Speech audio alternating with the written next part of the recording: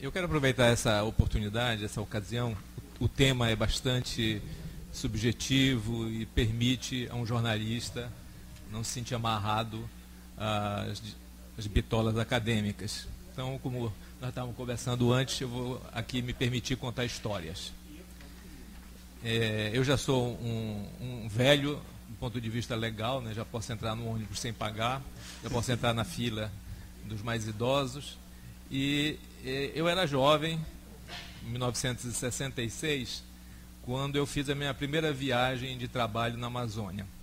Foi para Moaná, no Marajó. Moaná estava sofrendo uma das frequentes epidemias de malária, que voltou a ocorrer em 2010. E que poderia mostrar que, passados 45 anos, nada mudou debaixo do sol. Nada mudou em relação às expectativas do homem que está aqui há 8.000 anos, 10.000 anos, 12.000 anos, e não apenas há 500 anos. Quem for em Moaná hoje vai encontrar a malária, que é um acontecimento mais constante, e vai ver que dos 13.000 habitantes de Moaná, 8.000 são pescadores. Talvez nunca não tenha mais pescadores no mundo do que hoje em Moaná. Mas o peixe de Moaná vem de Belém, do Ver-o-Peso. E os pescadores foram criados por uma mumunha, uma artimanha dos nossos tempos, chamada o seguro defeso, que é uma das fontes de financiamento da campanha eleitoral deste ano. Às vezes eu me pergunto sobre a sagacidade, a inventividade, a pertinácia e a capacidade que os nossos políticos têm de roubar nos lugares mais miseráveis do país. Sempre consegue-se inventar um fundo, uma bolsa que é partilhada com os políticos ou as tecnocracias e sempre resulta em empobrecimento para os nativos, ou pelo menos não um enriquecimento contabilizado nos números apresentados pelos governos. Nesses 45 anos, que iniciados em 66, quase 45, 1966 não foi um ano comum. Agora, nós estamos hoje no dia 26 de outubro. Em 26 de outubro de 66, nós estávamos num transatlântico Rosa da Fonseca, com o presidente da República, que era o Marechal Humberto de Alencar Castelo Branco, de Messejana, no Ceará, e a elite política e econômica do Brasil traçando os rumos da Operação Amazônia. Então, durante a viagem de Belém a Manaus, foi criada a Sudã, o Banco da Amazônia, reformulada a política de incentivos fiscais e desencadeada a corrida à ocupação da fronteira, da última grande fronteira de recursos naturais do país. De lá para cá, o que nós conseguimos foi nos colocar como o povo que mais destruiu florestas na história da humanidade. Nós sabemos que a história da humanidade é uma história de destruição de floresta. O homem consegue ser o homo agrícola, mas não tem conseguido ser o homo florestal. Mas nós, em função da tecnologia, nós conseguimos, em menos de meio século, alterar as condições da região, sobretudo com a destruição da sua cobertura vegetal, numa área equivalente a 3 vezes o tamanho do estado de São Paulo, que, como todos nós sabemos, tem 1/3 do PIB nacional e, como nem sempre sabemos, tem 41% do PIB científico. Essa desconcentração econômica tem sido numa relação inversa à da concentração do conhecimento. E é algo que São Paulo não abre mão. Tem até cedido peso econômico, mas o peso científico não, é crescente em São Paulo.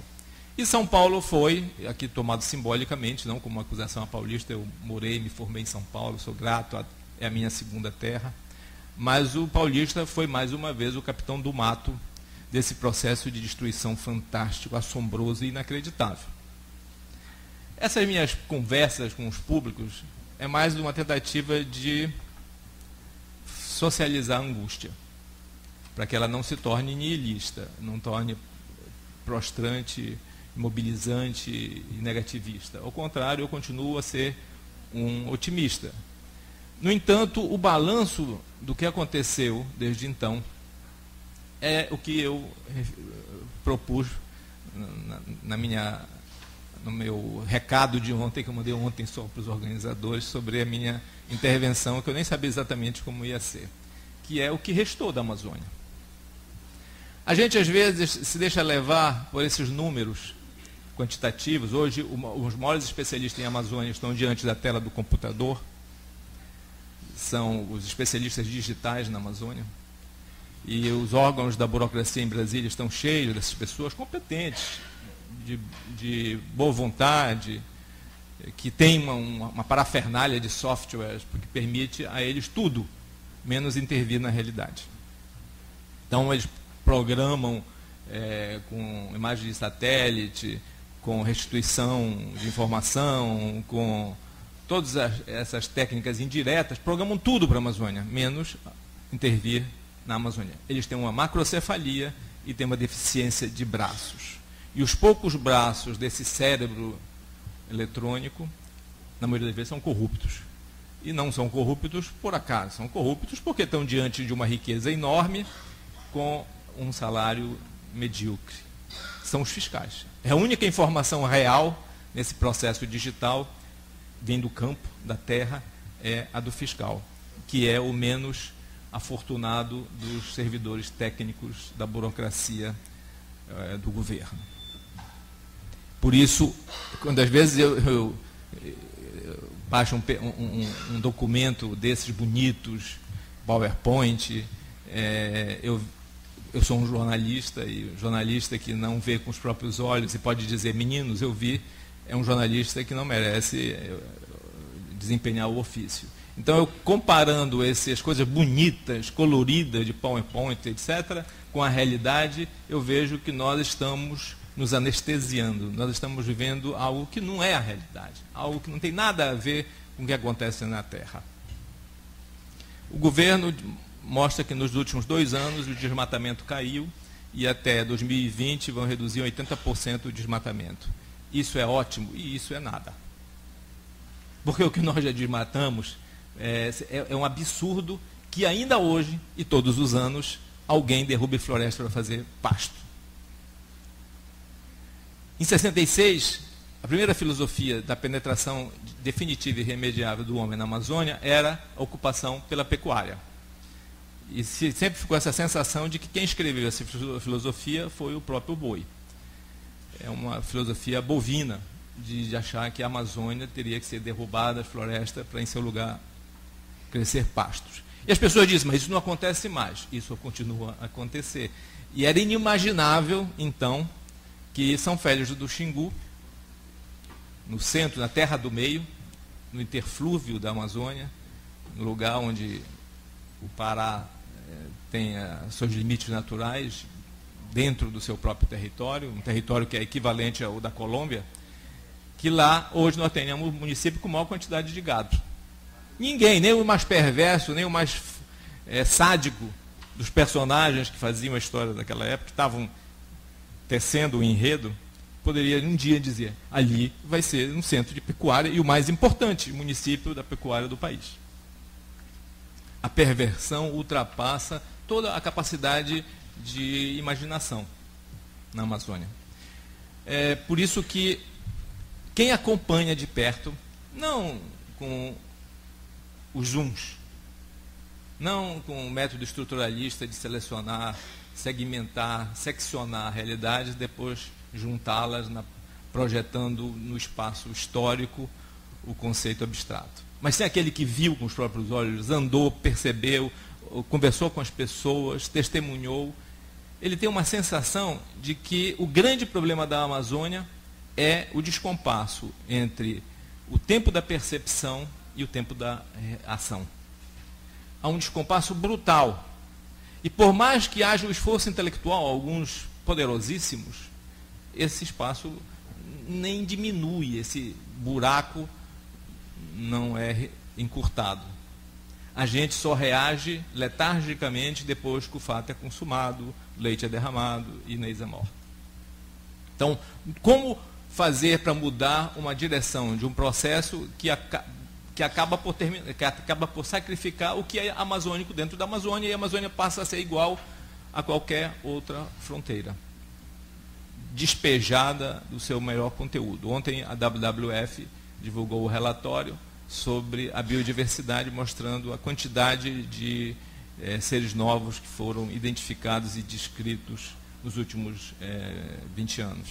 E é uma coisa surpreendente, é um por dia. E com os recursos extremamente limitados. Então, essa Amazônia, ela desaparece a cada dia e entre aqueles que realmente têm o domínio desse sincronismo, ou seja, sabem o que está acontecendo no momento que acontece, e que são poucos, e que têm o poder, e por isso não abrem mão dele. E esse poder é baseado no controle da informação, que nunca foi tão controlada quanto nessa época de mundo virtual, de acesso à rede mundial de computadores. Essas pessoas sabem que estão construindo, reproduzindo e refazendo destinos coloniais do passado. A Amazônia foi poupada da tragédia africana e asiática, das colônias da Europa. Mas ela não será nunca mais poupada, ela está sendo sacrificada, imolada. É por isso que a Fundação Rockefeller se tornou a maior financiadora do Summer Institute of Linguistics, comandado pelo Cameron Townsend, que era um pastor bíblico, que tinha como ideal traduzir a Bíblia em todas as línguas do mundo, mas que, na verdade, tentava recuperar as informações que nós estamos destruindo progressivamente, de uma forma rapidíssima, e que talvez só sobreviva na língua dos índios, a informação. Nós precisamos ter saído de trás dos nossos computadores, deixar de olhar o mundo subindo e descendo de satélites, para ir para onde está acontecendo a história. A história da Amazônia é uma oportunidade rara. Nós, todos que somos intelectuais, ou seja, comemos 3 vezes por dia e podemos trabalhar com a cabeça, nós temos uma oportunidade que não é frequente, é rara no mundo hoje, de fazer uma história diferente. É possível fazer na Amazônia uma história diferente da África e da Ásia, mas é cada dia menos possível. Porque, ao invés de ter na linha de frente fazendeiro, poceiro, quilombola, índio, minerador, nós devemos ter a ciência. O cientista não é neutro, o cientista não está numa catedral, o cientista é financiado por dinheiro e por interesses, e às vezes os interesses dos cientistas são às vezes espúrios, mas o conhecimento é a grande alavanca da Amazônia. Se ao mesmo tempo nós temos uma tecnologia para destruir e temos o interesse mundial pela Amazônia para, de alguma forma, utilizá-la, nós também temos essa possibilidade única de poder colocar a razão na frente. Não para ver o cientista como o recolhedor da destruição, como o narrador dos fatos consumados, mas sim como o capaz de planejar, de antever, de prever e de evitar. Infelizmente, com 2% do orçamento de ciência e tecnologia para a Amazônia, isso é impossível. Mas mesmo que tivéssemos 50%, acho que continuaria impossível, porque a ciência da Amazônia não pode ser essa que nós estamos acostumados a ver. Depois de tanto tempo pensando nisso, eu acho que nós devemos criar os kibutzes de ciência na Amazônia. Então, as pessoas iam fazer a sua graduação, pós-graduação, pós, sei lá quantas pós-graduação, lá no centro dos acontecimentos.